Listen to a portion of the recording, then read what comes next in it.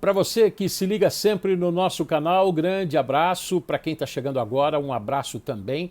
Não deixe de se inscrever aqui no nosso canal, ativar o sininho para receber as informações, ficar sempre muito bem informado ou pelo menos ficar sabendo de algumas opiniões e de bastidores, tá bom? O São Paulo está temendo perder uma das maiores revelações dos últimos anos na sua categoria de base. Um jogador que o técnico Rogério Ceni, inclusive, espera contar para 2022, nessa temporada que está começando e não começou bem para o tricolor do Morumbi.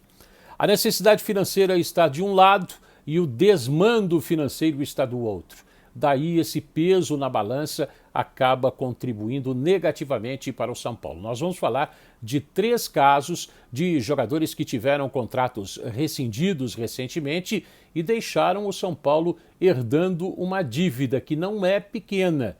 E por conta dessa dívida, somada a muitas outras, a dificuldade administrativa financeira do São Paulo é muito grande para contratar jogadores para honrar os seus compromissos. É sobre isso que a gente vai falar a partir de agora. A possível perda de uma estrela e a possível perda ou confirmada perda financeira de 3 jogadores que acabaram não se adaptando e já foram embora, mas não vão deixar saudade. Quer ver?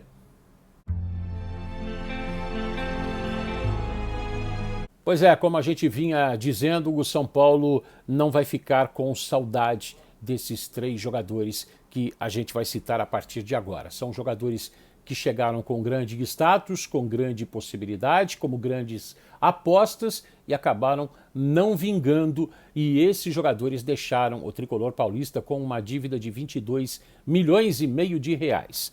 Com o Daniel Alves, o rompimento foi o ano passado, foi em 2021 ainda, mas a dívida que o São Paulo tem com ele, que é gigantesca, eu vou falar daqui a pouco os valores, essa dívida começou a ser paga agora em janeiro e vai se estender até 2026. 2026. Com Vitor Bueno e Pablo, jogadores que também o São Paulo apostou bastante, com esses jogadores as dívidas, as pendências começam a ser quitadas a partir de agora e devem, se tudo correr bem e se o São Paulo conseguir honrar os seus compromissos, essas dívidas devem ser quitadas até o final de 2022. Vitor Bueno e Pablo, inclusive, que já estão defendendo o Atlético Paranaense, deixaram o São Paulo em um acordo com a direção, com o presidente Júlio Casares. A dívida ou as dívidas. Daniel Alves, 18 milhões de reais, que eu já disse aqui, devem ser pagos até o final de 2026, parceladamente e com dor no coração, porque o Daniel Alves não foi nem perto daquilo que o São Paulo imaginou. Com o Pablo, 2 milhões e meio de reais. O Pablo vai defender o Atlético Paranaense, teve esse acordo, mas o São Paulo tinha pendências financeiras com ele e fez parte do acordo cumprir essas pendências. E finalmente com Vitor Bueno, 2 milhões de reais. A folha do São Paulo tem um outro lado. Com a saída deles, você fica imaginando, 22 milhões de reais de prejuízos que serão pagos parceladamente. Daniel Alves até 2026 e Pablo e Vitor Bueno até o final de 2022. Mas o São Paulo, em contrapartida, por outro lado, vai deixar de pagar salários desses jogadores por contratos longos e, entre aspas, irresponsáveis. Com o Daniel Alves, o São Paulo está economizando 27 milhões de reais em salários para o lateral direito que está no Barcelona e também defendendo a seleção brasileira. Com relação ao Pablo, salários até o final de 2023 seriam 14 milhões de reais, ou seja, o São Paulo está parcelando uma dívida, uma pendência atrasada de 2,5 milhões de reais, mas está economizando o que gastaria dos salários do Pablo, 14 milhões de reais. Não deixa de ser positivo. E com relação ao Vitor Bueno, são 9 milhões e meio de reais a menos em termos salariais. Se ele ficasse, o São Paulo teria que cumprir o contrato dele, igual ao do Pablo, também iria até 2023, dezembro de 2023. e a gente fica imaginando os valores que envolveram a compra do Pablo. Foram 6 milhões de euros. 6 milhões de euros em 2019. Isso, na época, representava 26 milhões e 600 mil reais, a maior contratação da história do tricolor. O câmbio avançou, o Pablo não avançou tão bem assim, pelo menos não caiu na graça da torcida e nem dos últimos treinadores que passaram pelo tricolor. Essa dívida, esses 6 milhões de euros, hoje representam 31 milhões de reais. 5 milhões de reais a mais da maior contratação que já tinha sido em 2019, 26 milhões e 600 mil reais. É muita grana.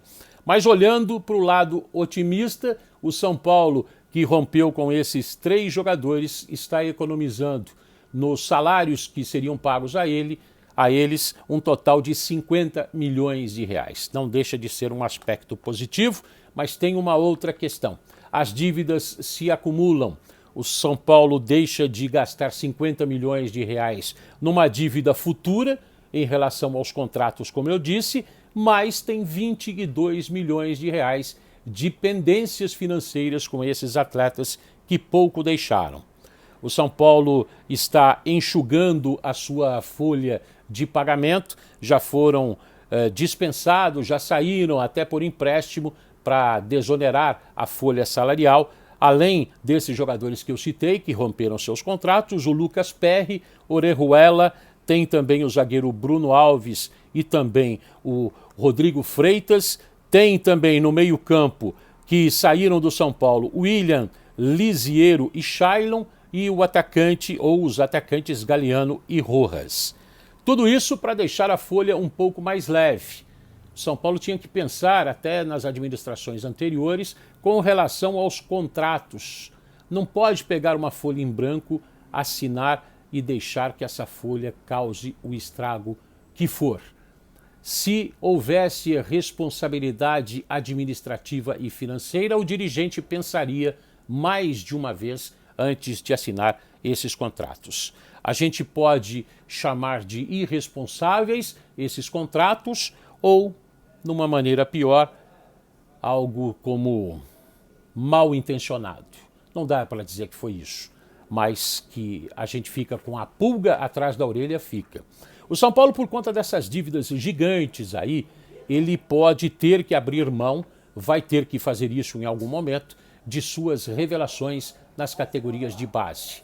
O Vitinho, de apenas 20 anos de idade, jogador que foi destaque do São Paulo, um deles na Copa São Paulo de Futebol Júnior, um atacante pela direita que o Rogério Ceni espera contar para 2022. O Vitinho na Copa São Paulo fez 8 jogos, marcando 5 gols com 3 assistências. Pois é, o Vitinho só tem contrato até a metade do ano, ou seja, pode assinar um pré-contrato com qualquer outra equipe.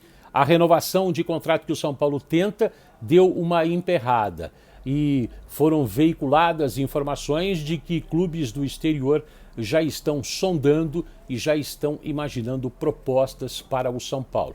Propostas que num primeiro momento não agradaram, mas a gente sabe, onde há a dificuldade financeira e onde há a possibilidade de negócio, a coisa pode mudar rapidamente. Um clube do Oriente Médio e outro da Europa, de olho no jovem Vitinho, de apenas 20 anos de idade. Ainda bem para o São Paulo que as categorias de base do São Paulo estão voltando a produzir. A última safra não rendeu lá tão bem assim. Uma safra anterior teve o Antony, por exemplo, que é um dos destaques da seleção brasileira, joga muito bem na Europa. O São Paulo fez dinheiro com ele, mas o São Paulo precisa pensar na hora de fazer contratos, de trazer jogadores, sobretudo jogadores muito caros e com potencial duvidoso. Daniel Alves não se enquadrava nisso, mas acabou numa outra maneira, acabou que finalmente se enquadrou também. Foi uma aposta muito grande para um plano de marketing que nunca aconteceu e agora fica essa dívida gigante até 2026 com ele.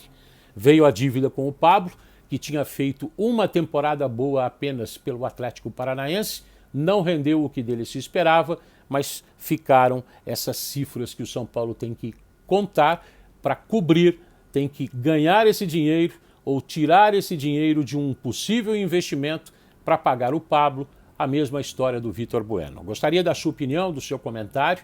E essa foi a minha opinião com relação a contratos que não foram redigidos de uma maneira correta, irresponsáveis ou mal intencionados, não dá para dizer se uma coisa ou outra. Ficou a dívida gigante, fica uma economia futura de um dinheiro que não entrou, de um futebol que eles não jogaram, porque os contratos se estenderiam por mais alguns anos. Poderia sim aumentar o prejuízo, mas o prejuízo não é pequeno. O São Paulo está enxugando a sua folha salarial e a gente espera que não fique enxugando o gelo e sempre repetindo o mesmo erro. Tá bom? Deixa aí o seu comentário. Até a próxima.